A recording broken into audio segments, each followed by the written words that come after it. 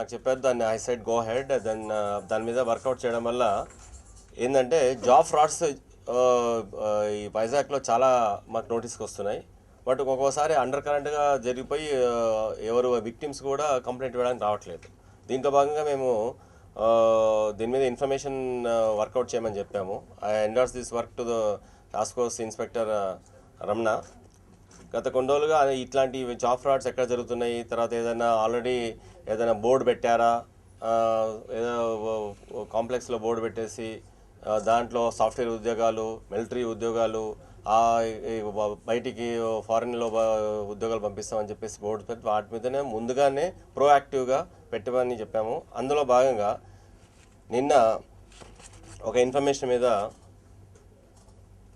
ఈ 5 members అక్యూజ్ని apprehend చేయడం జరిగింది.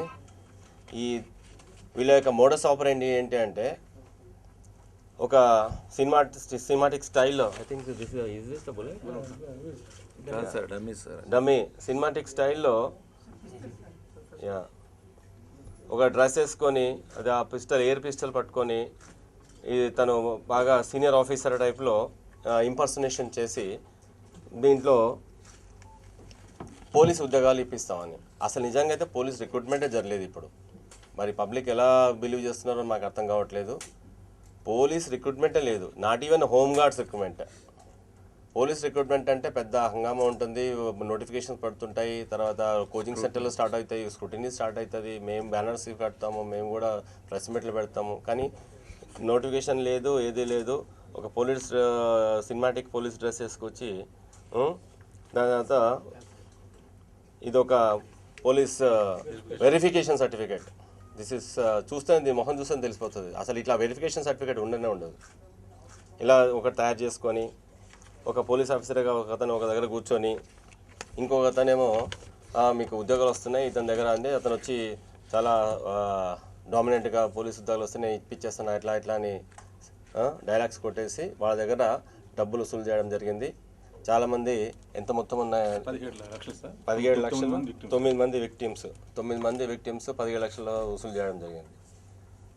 ఉద్యోగం రావడమే ముందు డబ్బు లేకుండా అన్ఎంప్లాయ్మెంట్తో బాధపడుతున్న వాళ్ళు ఇట్లాంటి ఇంపర్సనేషన్, ఇట్లాంటి చీటర్స్ మోసపోతున్నారు. దాంట్లో భాగంగా ఈ ఇన్ఫర్మేషన్ వర్కౌట్ చేసి ఒక 5 మందిని అరెస్ట్ చేసాము. దాంట్లో Indraganti Saidulu alias Indraganti, son of Ramulu, 32 years. ఇతను ఒకటి, he is a senior director. One second. Cool boys and hot girls అనే సినిమా కూడా తీశాడు. సినిమా తీసి దీంట్లో లాస్ వచ్చింది. ఇంకొక సినిమా కూడా భీమిలీ బీచ్ అనే సినిమా కూడా తీస్తున్నాడట. దానికి డబ్బులు అవసరం ఉండి ఇదొక ప్లాన్లో భాగంగా ఇలా చేశారు. దీంట్లో అతనికి సహకరించిన వాళ్ళు Madagala Joginaidu, son of Joseph, and Indraganti Nagaraju, son of Ramulu, and Sandangari Anil. ఇతను ఇది ఎస్ఐదా లేకపోతే ఎస్ఐదా కదా, ఓకే, ఎస్ఐ వేషం వేశాడు. తర్వాత సరిపల్లి అప్పలరాజు, ఇది is also associate to 1A1. So వీళ్ళందరూ సినిమా తీయడానికి కోసం డబ్బుల కోసము ఈ యొక్క అన్ఎంప్లాయిడ్ యూత్ని మోసం చేసి 17 లక్షలు వసూలు చేయడం జరిగింది. దాంట్లో భాగంగా వీళ్ళు పట్టుబడ్డారు. వీళ్ళందరినీ అరెస్ట్ చేయడం జరిగింది.